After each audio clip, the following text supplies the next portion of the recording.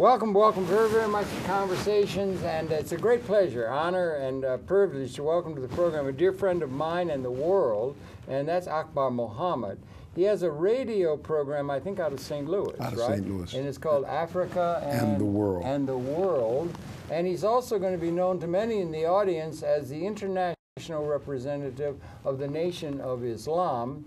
He is of the Islamic faith. He's got a tremendously interesting, very full agenda life that he leads, doing a great deal of very good work. And it's such a good pleasure. And Kwame, Akbar, thank you very much for coming in. It's an honor and pleasure to have you here. Could you share your background a little bit? Well, I was born in Hampton, Virginia. Right.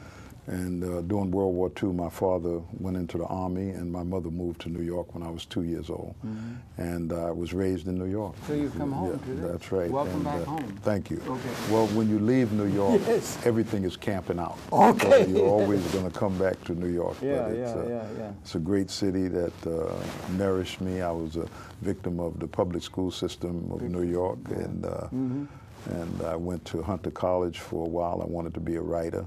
Mm-hmm. I started at Manhattan Aviation, and then they moved out to Queens in the middle of that because I really wanted to be a pilot, and I thought you had to go to aviation high school, and my guidance counselors in junior high school didn't do such a good job in the South Bronx. But I just want to say something about New York and my growing up briefly. You know, at the time I went to a place called Clark Junior High School in the South Bronx. We lived in Brooklyn and Queens, and when the Patterson projects opened up in the South Bronx, brand new, we thought we were going to heaven, and my mother moved there. And by the time I got to junior high school, I had a teacher named George Patrick Sweeney. I always wanted to look him up. And may God bless him and rest his soul if he's not with us now. But he was in law school. And he needed to take papers. You know, he was doing briefs for a law firm, something, and teaching junior high school. And he taught me how to read the New York Times, taught me how to fold it, and told me that if you're going to go anywhere in life, you got to read the daily papers because you got to know what's going on in the world. And I wondered if you how to sort out and understand the content. That's right. He told me. I don't know how to fold it. But he said on the subway how to fold it, how to find the international. He was good. And then he loved English literature. And I will never forget it. He gave me an appreciation of English literature and poetry. He loved. He was excellent. And what he taught me at that age stuck with me all of my life. Wonderful. You know, and that can be really important to teach you. That's right. A teacher, you know, some teachers have a job and they do it, but other teachers try to implant ideas. And critical thinking. That's right. That's really important. And he really helped me. And how I got close to him, I knew the subway system. I was young, but when I was young in the Bronx, I used to shine shoes down 42nd Street, so I knew all of the trains. The days that it rained, we'd open cab doors. And so he said, I need somebody that knows how to go down the lower Broadway. And I raised my hand. And I'm your man. That's right. So anyway, I just want to mention that. Good. Well, we ought to try and look them up. I'm now with the world of Google. I got to really find out. I got an old friend, Ronnie Hochberg, I'd like to look up from the Army days. He used to live on Fox Street up in the Bronx. Right. But anyway, go ahead. I didn't mean to interrupt. So, and in 1960, I joined the Nation of Islam in New York under Malcolm. 1960, you would have been how? 18 years old. 18, okay.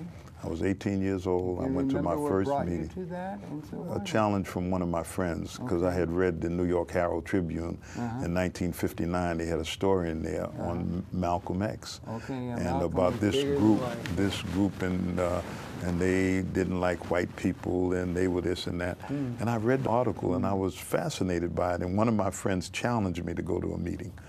And I went to a meeting, and at that meeting, I decided that I wanted to get involved. On the spot? Because it was in the height of the civil rights movement. It wasn't. What year again? 1960. 1960. Okay, and there was like a movement in America, and we were agitating for our rights. King was there, and I wanted to be involved on some level. And when I heard the teachings of the Honorable Elijah Muhammad, and Malcolm was his spokesman, then I wanted to become a part of this movement. So that's basically when my did story. Haley write the book? He wrote the book actually in '65. He completed the book in '65 after the death of Malcolm. So he had to end the book. But what is interesting for your listening audience, or your viewing audience, I should say, I'm a radio person, is that Alex Haley, when he came out of the Coast Guard, he was writing for Reader's Digest.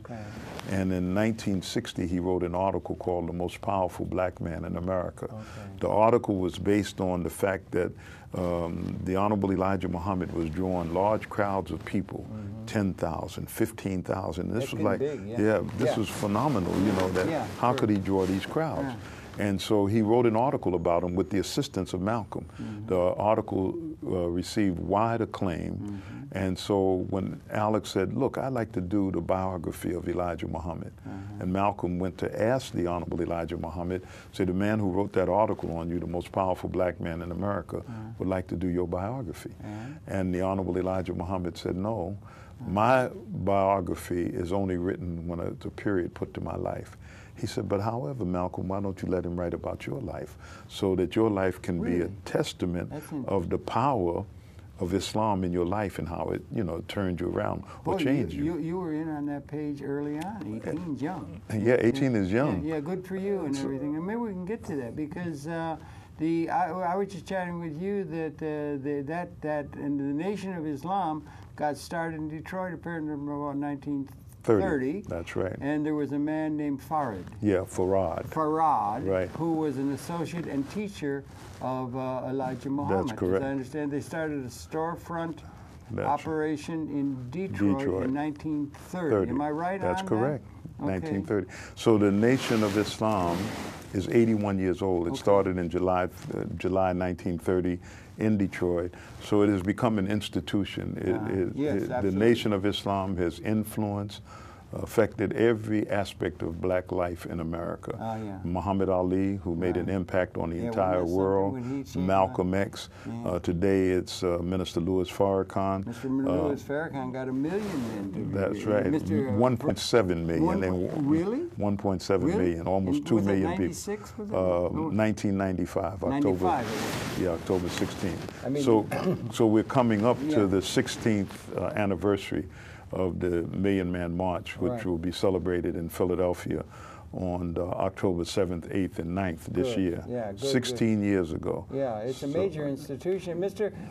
Farad, you call Farad, yes. Now, he was, they were in Detroit, am I right on that? They were in Detroit. It was a little storefront. That's right, that's how it started. That's my hometown.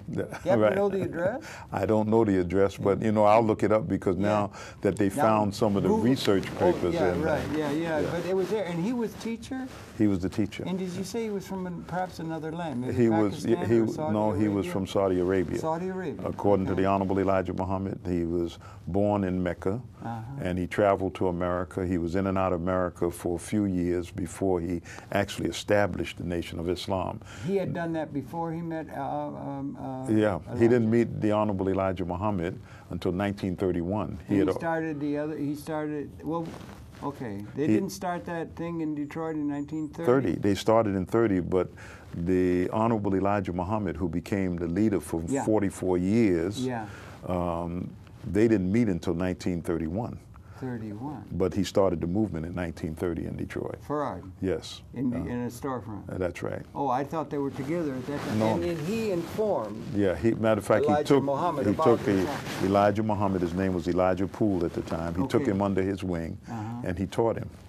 And then when he left, he said he wanted him to be in charge of the movement. And he went through a lot, you know, from 1934, by 1942, during the height of World War II, they didn't want him because teaching what he was teaching, because he was saying that unless we can get justice, we should not go and fight for America. He didn't feel that we should be engaged in killing someone when in America we don't have justice ourselves. Well, there's something to be said for that, don't you think? Yeah, absolutely. And it was no justice, no peace, I think. That's right. That's Al Sharpton's favorite term. Well, God bless them all. Bless them all, bless them all, bless them all. And he was saying that, and then he was also teaching that there was, I don't think Islam was that well recognized in the United States. It was not. And he was saying there was a religion that actually addressed some of these racial issues, and it's called Islam. Right.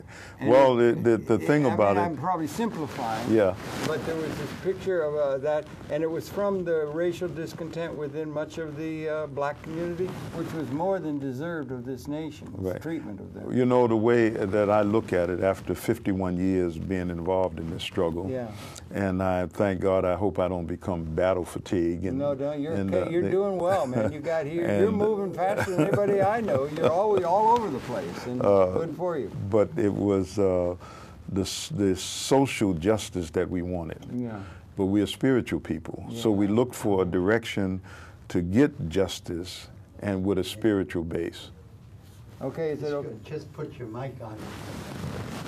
Mine? Oh, it's not on. Oh, it's well. Okay, okay. Well, I'm sorry about that. Okay, where in the heck is it? Okay, talk. I'll put the mic. Go ahead. So I think that what happened is... You were just saying it was spiritual, but there's also a lot of social justice to be addressed. Yeah. And so we could be involved in seeking justice for our people, speaking out for the downtrodden, the mistreated, the ones who were marginalized in society, those who were in prisons in America. No. Many people go to prison, they say they committed crime.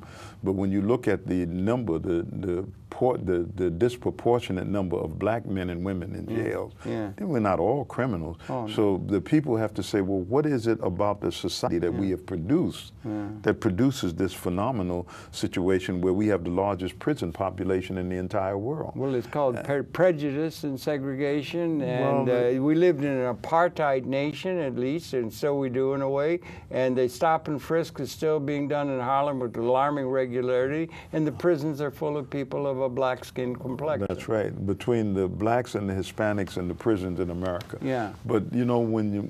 Growth industry. Private prisons. That's right. Big growth in 2.5 million people. Because it's a capitalist country, and if you got jail cells, the way that if it's on the stock market, Correction Corporation of America and others, and these are private entities, then they have to make money in order that their shares can grow. Right. And the way you make money is to put bodies in those prison cells. That's right. And it creates jobs in some of the rural areas where they're not farming. And it's really a dilemma. And it's a shame on America because I travel throughout the world. Yeah. And if you ask the average person, do you know how many men and women are locked up in the prisons in America? The average person wouldn't tell around the world. You mean, that around the world. They have no idea, no concept. Highest rate of any country, Any country, more than China. More than China. China 10.5 billion people. That's right. So look at the billion people, 1.6 billion people in China, and we have a bigger prison population than them. Right. So, and it's inordinately skewed toward black and brown folk. That's right. Yeah. And so...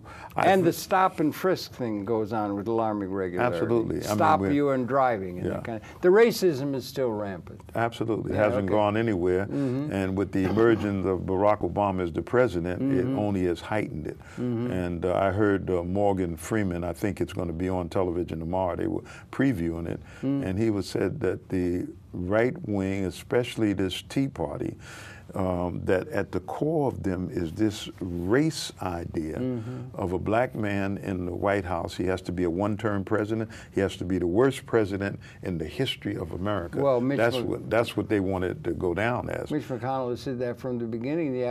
Our party is about making sure that he is a one-term president. Right. And they've said no to everything. Right. They might be able to make the economy be recovering and all that sort of thing. And you got a Rick Perry running, which begins to get almost like ludicrous. I know. In a certain kind of way I would of seeing hope, things. I would hope. I heard Bill Moyers say that they said the American people are smarter than that. I'm not so sure. And you know what he said? He said, no, they're not. Yes, right. Well, Mencken once said, nobody ever went broke underestimating the intelligence of the American people. And it does make one worry and so forth. That's really all very interesting and everything like that. And you got involved, a young man. And then what we met, I think, if it's not for sure, I had a friend, you are a Pan-Africanist. You're interested in Africa. Your radio Right. program is about that. You've lived for some 12 years, I think, in the country of Right. Ghana. And we had a mutual friend that I think might have brought us together, being Stokely Carmichael or Kwame Ture. That's exactly right. And so I think that's correct. That's it. And so It maybe is we could correct. talk some about that. How did you get to be involved with Kwame and civil rights, I guess, and then Africa? Well, you know, when Kwame began to become conscious, you know, a little bit of history, Malcolm's first speaking engagement at Howard University was arranged by then Stokely Carmichael, who was a student at Howard. And he was a fireball, but he invited Malcolm to address the students at Howard University, which was great. But by 1972, that's actually, I met him in 72. Yeah, okay, I'm sorry. 72. And he was really hammering the Nation of Islam to get involved in Africa. He had moved to Guinea. Guinea was headed by Sekou Touré, who was a very progressive Muslim in a country that had a long, strong history. And those who may not know this history, because it's not repeated enough, about when the French under de Gaulle wanted to, the spirit of freedom was moving through Africa, and they realized with all of these possessions they had in Africa, the Francophone countries, that they had to begin to let them go. So de Gaulle offered them a deal to remain a part of the greater French community. And in other words, France will look out for you. But Sekou Touré says, he's trying to ask me whether I want to remain his slave or I want to be free. So in '58, they decided they were going to go for freedom. And the French said, we'll bring them to their knees. And they stripped out their telephones, took everything, and they survived. And so I just watched the Battle of Algiers again. Excellent. You know the film? Yeah, I know the film. That was a terrible fight. The film was inspired by Frantz Fanon from Martinique. And Wretched of the Earth. Yep, that's right. Somebody ought to speak for them, don't you think? Because our political leaders seem to be carrying it all. It seems to me, if I may. Yeah. So Kwame Touré, we became good friends. And once I moved to Africa, he was the person that gave me some of my first African lessons, because I'm moving to Africa. I want to be involved, but I needed to know the route. So Kwame would come over. He would come over, fly over from Guinea. He'd stay at my house with me, and we had long talks. I'm sure. And I never forget one thing that I repeated often in my lectures when I talk about it. One morning he had to leave Ghana to go to Sierra Leone to do a lecture at a school in Freetown. And we had to get an early morning flight. It's called the West Coast flight. It stops in each little country, stops in Cote d'Ivoire, then it stops in Liberia, then it goes to Sierra Leone. And the flights, they're always booked, but that's the way that people used to hustle at that time. The flight is booked, but I may be able to find you a seat. You give me a little, what is called dash. So dash is like bakshish. Yes, that's right. So he's saying, Akbar, we got to go. So I went upstairs. You know, I'm a Muslim. I had to say my prayers before I leave the house. So and when I came down, he's calling me, and I came down. He said, "What are you doing?" I said, "I'm upstairs praying, and I'm asking Allah to bless you to get on this flight." And so he said, "Well, let's go. We got to go." And then I said, because he had told me when he first came to my house, he said, "Look, you're from the Nation of Islam. You all are used to organizing things and do this and do that and putting them in order." He said, "But in Africa, it's different." He said, "Akbar, everything you do in Africa, you have to put a spare tire on." Spare tire on. Because it's going to go wrong. Murphy's Law is in work every day, all the time. Absolutely. So I said, that's what I remember best about it. He was so gifted and so dedicated and principled, but he was so funny. He was funny. He could have done shtick and he was really funny. But so go ahead. He tells me this you about put a spare tire on. Yeah, got to put a spare tire on. So when I came downstairs and we're getting ready to leave for the airport, I said, "Kwame, you got $10? You know, because I have local currency, and I wanted some American dollars." Yeah, because that's hard currency. So that's right, because American dollars, they go a long way. So he said, "What is that for?" I said, "I need $10 because I may have to dash this man, give him a tip to get you on the flight." He knew that from Dash? He knew that? Yeah, he knew it. And so he said, "Wow, you know, you're a quick learner." He said, "Now you're putting a spare tire. You just told me you was upstairs praying to Allah that I get on the flight. Now you're putting a spare tire on God and asking me for $10. He was really funny. That's funny. That's what I remember. He took the name of Kwame Nkrumah. That's right. Who was a great Pan-Africanist. Kwame, from Dr. Kwame Nkrumah. Nkrumah, right, and Touré from Sekou Touré yeah, right. of Guinea, where he lived at. Yeah, he lived and he passed there. Bob Brown, did you know Bob Brown? Absolutely. Bob Brown was with him, I believe, in the room when he passed. Yeah. You know, I was there a few days. Bob Brown's a beautiful guy. Yeah, I was at the funeral. I spoke at the funeral. We buried him in the Cameroon cemetery. Oh, really? And it was a great service. And I flew over from in Guinea. In Guinea, but what the Conakry. That's right. Is that where he was buried? That's where he's buried in Is there the a stone there or something, cemetery. or marker or something? Yeah, Cameroon Cemetery in Conakry. You were there for that? Yeah, I was You came there. over. Was Bob there? Was Bob? Yeah, Bob was there, Yeah. and members of the party. Yeah. But it was. He was a wonderful spirit, yeah, he was a he had the all people's revolutionary Pan-African Party or That's something. right. That he was a Pan-African. Yes. Is that something that's significant to you in terms of your thinking? Because you have a great deal of interest in Africa. 12 years in Ghana, you have interest in Africa. The Pan-African idea that came to be culminated in the more recent experience with they're trying to get the beginnings of a United States of Africa that our man Muammar Gaddafi had proposed, and so forth. How do you stand on all of that and about the continent of Africa, and having had all that long time experience there? Well, you know, as you know, history tells us we came from Africa to America, but in the holds of slave ships. Well, with all due respect, let me just say, I'm a person, all human beings are Africans. The Homo sapiens species, of which we're all one species, was from Africa. Right. And we first appeared on the scene, as they say, in all the Hollywood movies, about 200,000 years ago. We're all African. All human beings are Africans. Dr. Leakey, who's a British man that grew up in Kenya, and his children were born in Kenya, he goes back even further, because the bones that he found... Well, that was Australopithecine. Yeah. That was Lucy. Lucy, between the Ethiopian and the Kenyan border in that area. And he carbon dated it to 3 million years. Yes, sir, but that was not Homo sapien. That was Australopithecine, and 4 to 7 million years ago, there was no Homo sapien had not evolved. We were contained within an earlier hominoid, coming up the hominoid line, called Australopithecine, 4 to 7 million years ago. And then there is a process in evolution where there is a qualitative, it's called punctuated equilibrium, a new species appears. And we didn't. We came up. There was Homo habilis or Homo habilis, and we came out of Homo habilis about 200,000 years ago. And they've got that down pretty much chapter and verse in terms of how Homo sapien, all one species, came to be on this planet in the evolutionary process. Right. But that was Australopithecine. That was an earlier hominoid, up the hominoid line evolutionary expression. Well, we'll have to talk about that, because I need to study it some. It can add into the fact. Well, that's chapter and verse, brother. Okay, that's the way it happened. Anyway, okay, you know, okay. But anyway. But they came out of Africa.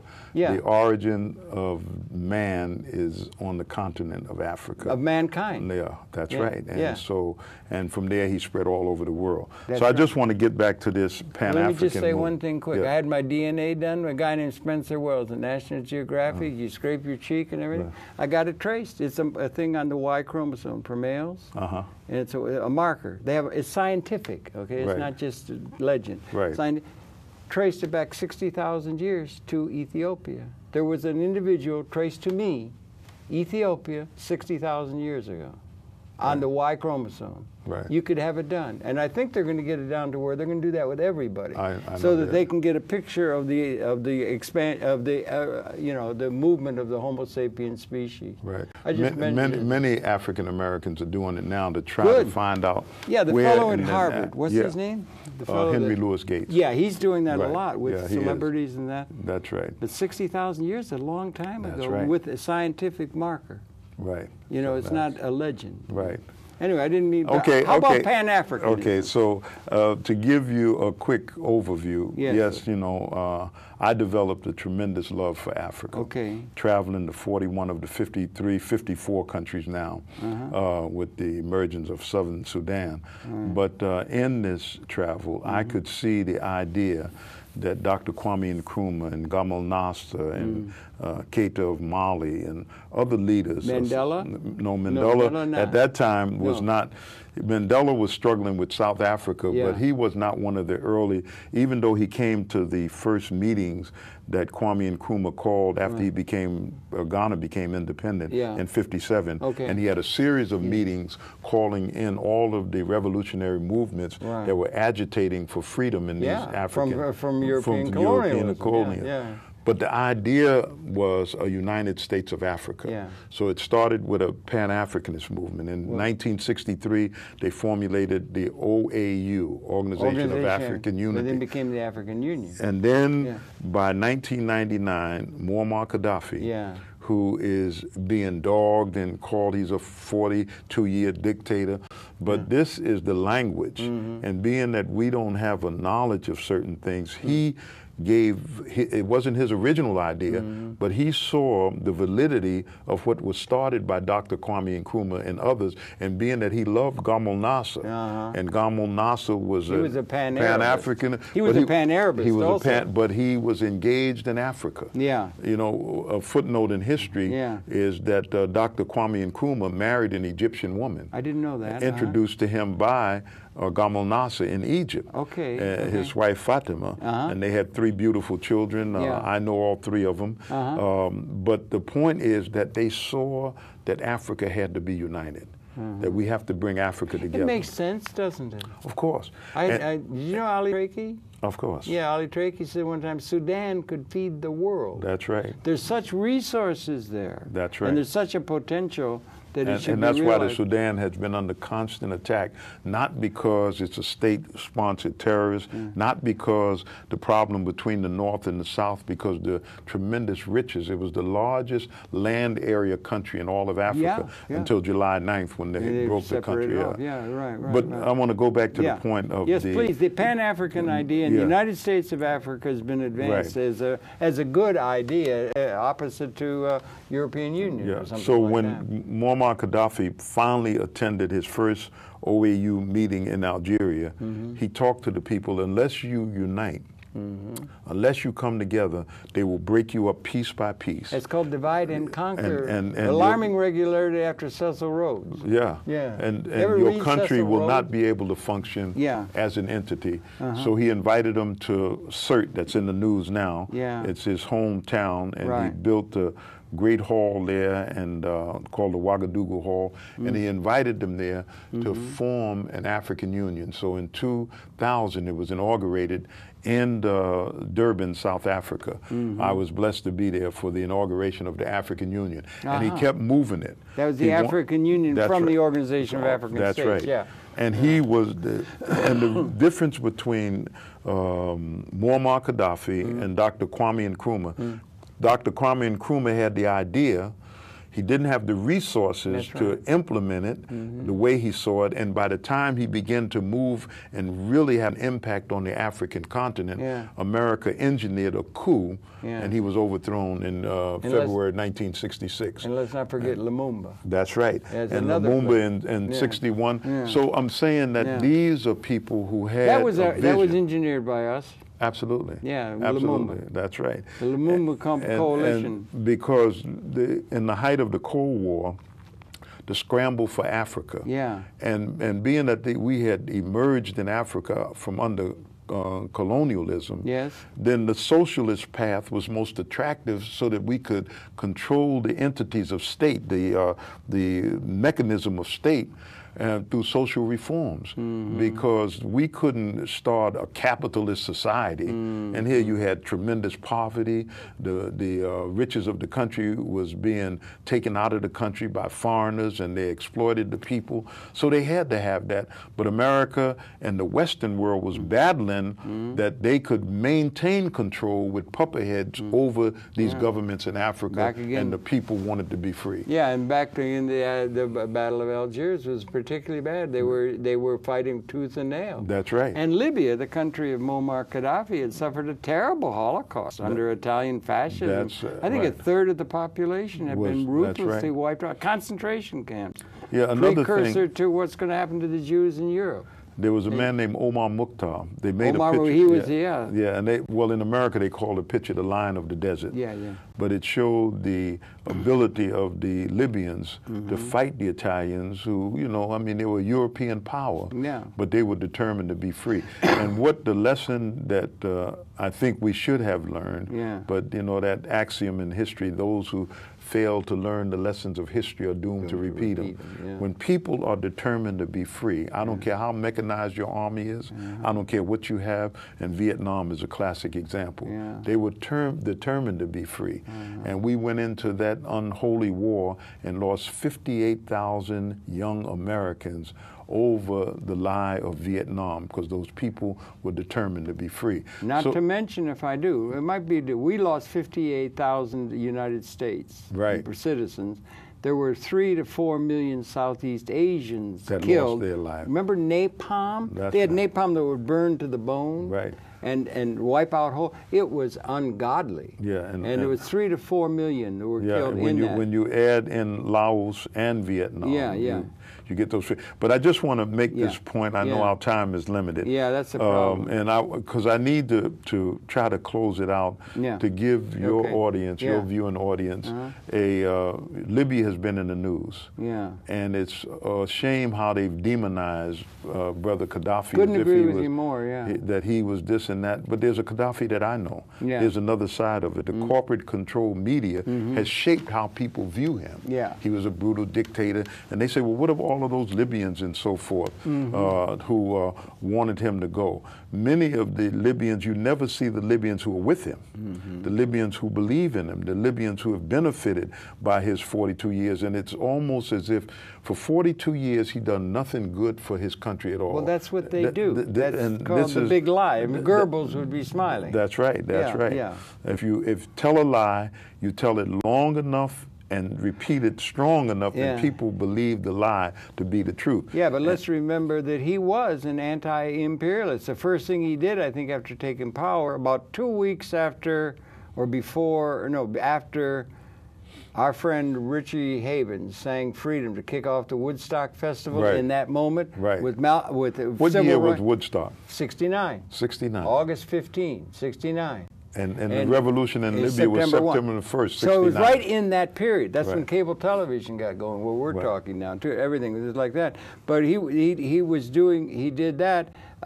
When he did that, it was a period of he was, the first thing he did was to insist that huge sack base at Wheelers, they had to leave. That was a major place for exerting European or West, we had a big U.S. sack base. He forced them out of there. My father was stationed there. Was he? Yeah. Okay. My father was stationed there. I went through there in 1954 at Wheelers Base. Wow. I hitchhiked through North Africa and I went through that country then. But I mean, so he was an anti-imperialist.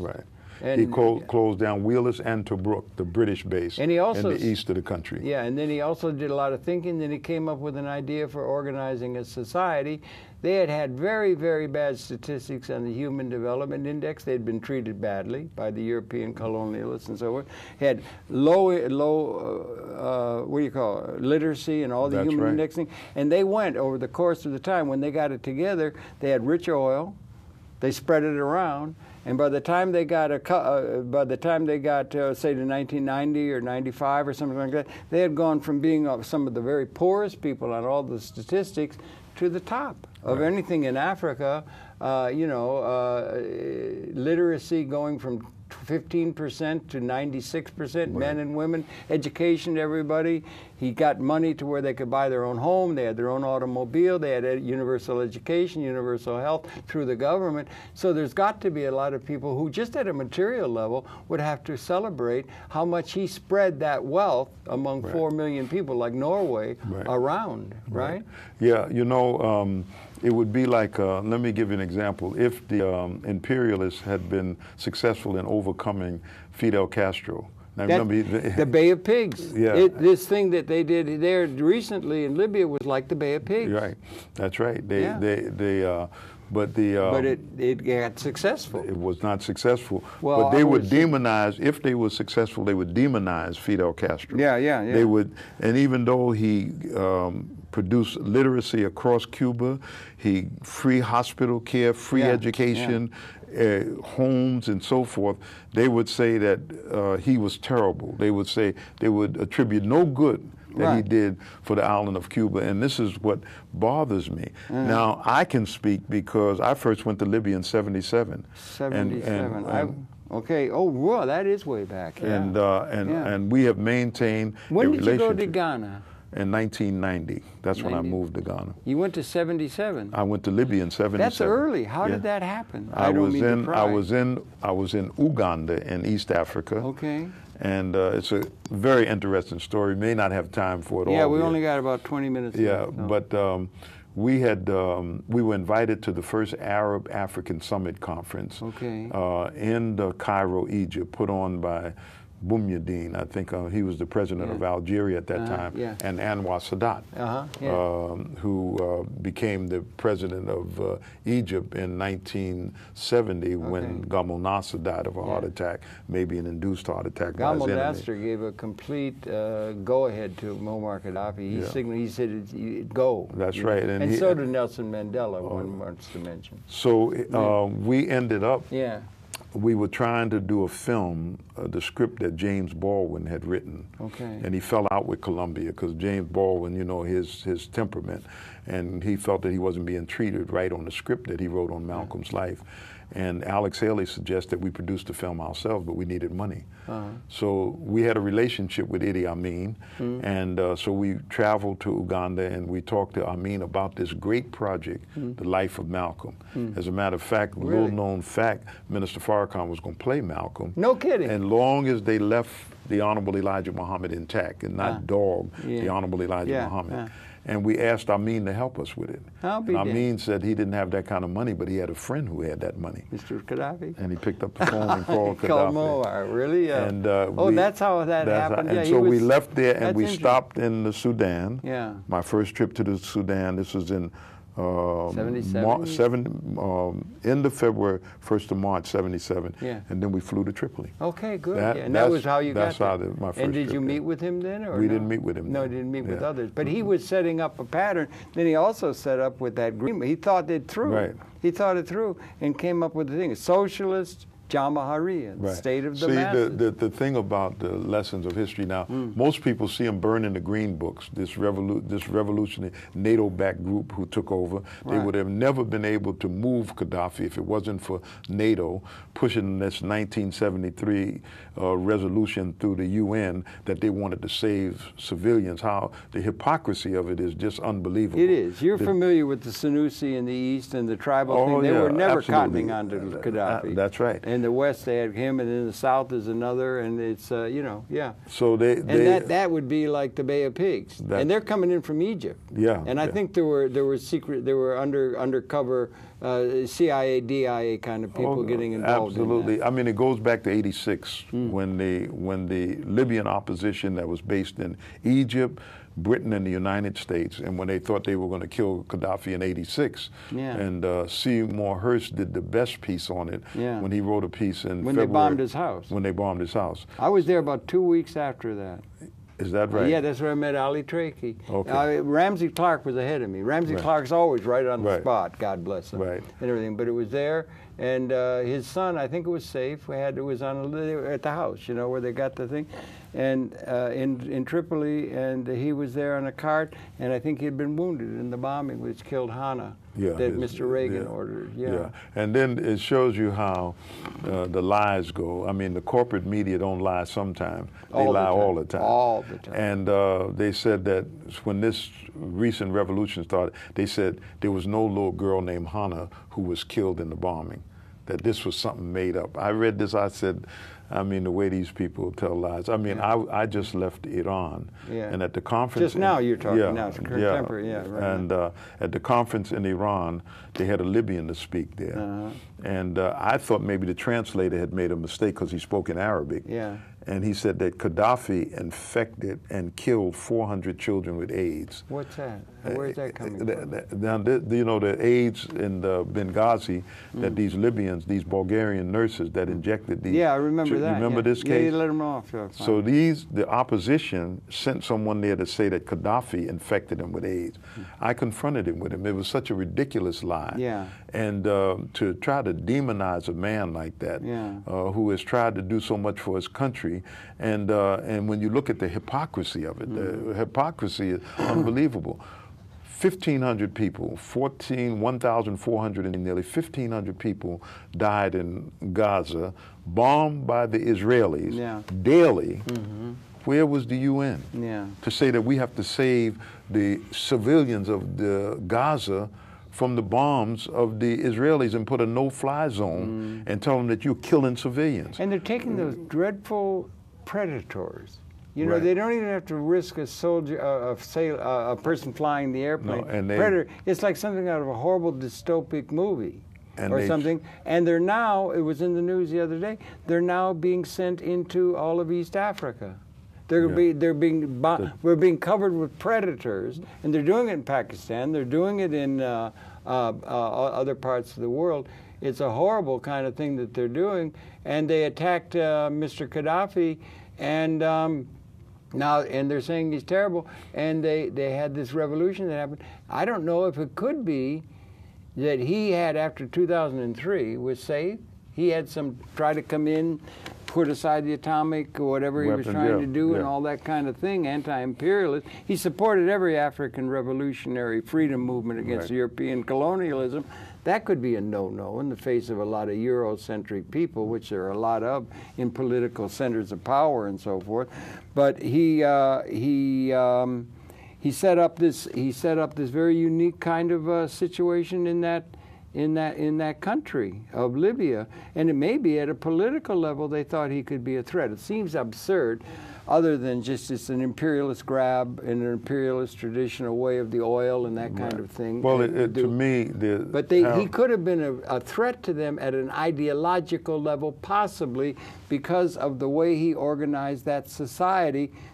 Popular culture, popular participatory democracy. They had meeting halls for everybody. It's a very progressive idea that Mr. Perot used to talk about. Remember in that, and I went to those. You've been to some of those. Yeah. People would say, you know, they say anything, and that's a participatory democracy. That's correct. And then he set it up in the private. He didn't do away with the private sector like the Soviets had done. He wasn't a Soviet communist or anything like that. He set it up a private sector, let it be there. And the thing that's really revolutionary, perhaps, remember you and I were just reminiscing. They got signs everywhere, like Burma Shave. Partners, not wage earners. That's right. They let the public. They had a private sector. You can have a private sector, but the people who make up the business had to be the owners of the asset base of the private sector entity. Right. Here, if I may, the traditional thing is that's crazy. You've got an ownership class that owns all the assets. And the people have no ownership of the private sector assets at all. He was setting an example where the capital should be formed in a way where the people get ownership of the assets. Democratized. Do you understand what I'm saying? It should be democratized in ownership, so you could have the principle of the private property could be vouchsafed. You could even hoist capitalism on its own petard. Saying how wonderful private property is. It's all owned by a tiny plutocratic class everywhere in the world. Well, the thing, you understand what I'm saying? He could be a threat to the system that we're saying is a system that's good for all of history. Just like the United States did that to feudalism after 1,000 years after Rome. He was ahead of history's curve because we don't have a system that can distribute demand and buying power to the people when the technology can displace the labor input, and they have to have a way of dealing with that very issue. How are you going to get demand in the hands of the people to let the technology and the liberation come down that is now possible to offset the fact that weapons now are species lethal? Can you follow all that? A moment, and he might have been seen as a threat at some deep level of the thinking of the people in the CIA, DIA, and that kind of thing, in order to pull off this attack that they're doing now. It's disgusting because he was ahead of history's curve, very possibly. Well, you know, we started this on the Green Book, and I said it bothers me to see people burning his Green Book, and most of them haven't even studied it. Yeah. And the exposure of the Green Book, they try to make out it's some crazy theory that he came up with, but they haven't studied it. I've read it over and over again, and one of the parts that is disturbing to many of them, and even some of the Arabs who have a problem with race, is that he says the black man's turn will come, that he will rise to the top. And he gave great support to Africa. And that's right. He put a lot of development funds and also communication, and undergirded the United States of Africa idea. He launched that, and Mandela loved him. Absolutely. And then his section on women, you know, Lenin wrote The Liberation of Women, but he talked directly how women should be handled and treated in a society. And it went in the face of a lot of traditionalists who culturally they keep their women behind. So there's certain things that he said. Then when he talked about just what you said, that democracy, you have to participate in democracy. You have to make determination. So he created these committees. And this was workable. Everybody was in a committee, or everybody, could be, and they selected participatory democracy, that's right. not representative. And they selected their leaders. So the thing about it is, then the two things that I see with my experience in Africa is that he had one of the finest oils in the world, the oil, the Bonny light crude oil found in Nigeria and Libya. The very fact that the West began to open the door to him, but when the so-called Arab Spring came, they saw it as an opportunity to feed his opposition, support them. They printed all of them flags and so forth, and support them to accomplish what they tried to accomplish in 1986. And they used that occasion to remove Muammar Gaddafi and then denigrate him. Talk about he was terrible, he did this, he did that. But as of today, I'm waiting to see, I only heard it on BBC, that 30,000 Libyans have been killed in this 7 months since this started. Most of those Libyans that were killed were not killed by Muammar Gaddafi. They were killed by the NATO bombs that said that they were coming there to save civilians, and they end up killing civilians. Well, it looks like imperialism to me. They just come with all kinds of overweening air power. It sounds like Vietnam or something. And there's going to have to be among the people of Libya a considerable support, if not the people of Africa. I think there's a great deal of support among the people of Africa, or anyone who represents the masses of the people who are being exploited in the world seem to cotton on to the example that Mr. Muammar Gaddafi was setting. So most people are only interested in those who are rich and powerful. That's the only interest that they seem to have interest in. They're not interested in anybody who's trying to help the people because it's not thought possible or it's not thought achievable. The system of wisdom schools have always said take care of them. The political leadership is all plutocratic and 12-star hotels taking care of those who are already rich and powerful. And they don't have a system relative to what the future needs or even newly allows now in terms of the capital, the technological capability of providing what Fuller and others would have called life support. He had an example that could have been relevant to the future, like the United States was ahead of the future that European royalty and dynastic states had for 1,000 years after Rome. And so for that reason, they came and, remember they came and bombed in the War of 1812? They burned Washington to the ground in retribution for that. Now they've gone and burned that because they think that we have a system we're trying to impose on the world with predators. We're going to bring our system with, corporate lobbyists, K Street, Crystal City, defense contractors, all of this kind of stuff to the world in the name of what we call democracy. And the system we have in place is not adequate to what the future requires. He may have had a reason that was relative in a historic sense to what the world requires.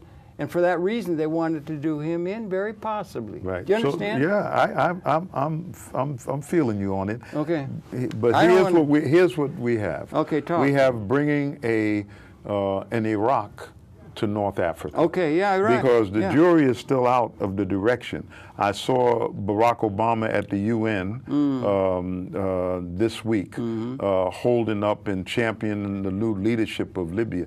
But look at the chaos. Look what happened in Iraq. Some people say 1 million civilians were killed. More, 2 million. There could have been 2. I was going to say, some say 500, at least 500,000 children by the sanctions. It was recognized by, what's her name, Madeleine Albright. And then when they got Saddam Hussein out of power, regardless of what you talked to him about him or thought about him, there was security, there was education, and people could walk the street. You're damn right. The women were well treated. There were 60% in the Congress and everything. There was a lot going on. I went to Iraq in '83, and the question of Shia and Sunni never came up. It never was a discussion. Okay. But the point is that when they got rid of Saddam Hussein, he had trained all these people in the Ba'ath Party who knew how to run a government, and they got rid of them. Yeah, you're right. So now will Libya repeat the same mistake? Well, if you are a Gaddafi loyalist, though you're educated and you're well trained, we don't want you because you were loyal to Gaddafi. But do you have the capacity now to put that society together? Well, or will there be an internal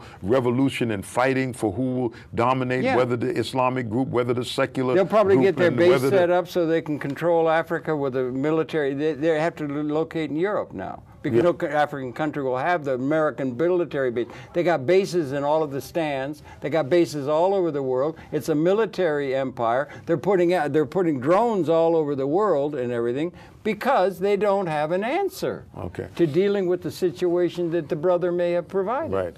So that's a sad commentary on what's going on. It's just an imperialism coup d'etat. It's a classic example of a book that I mentioned in a couple of speeches called The Empire Has No Clothes. Okay. And this is America now.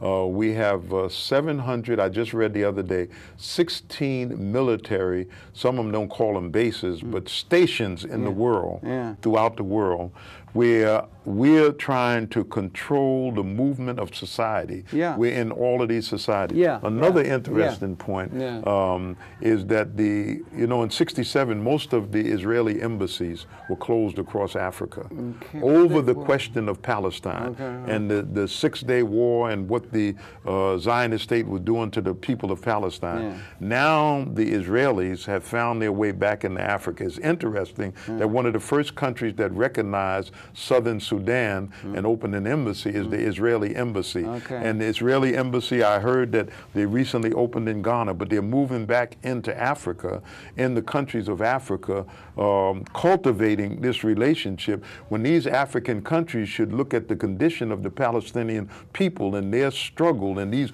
walls built in occupied Palestine and say to the world that, look, Israel, we cannot recognize you as long as you mistreat the people, just as we did with South Africa. Okay, very good. We didn't want to recognize South Africa, no relationship, because of apartheid. So apartheid in Palestine, we're turning our back on it while the Palestinians are suffering. Even more than that, if I may, my brother, if I look at Israel, do you see they had 400,000 or 500,000 people in the streets in Tel Aviv the other day? That's right. And they're Israelis protesting because everything's owned by 5 families. It's all concentrated wealth there. It's not being democratic. There's no ownership of anything. Do you understand? So it's internal to that. It's in the world, everywhere in the world. You got 300 million people that say been coming up in Beijing and Shanghai, but you got 1 billion people living on $1 a day.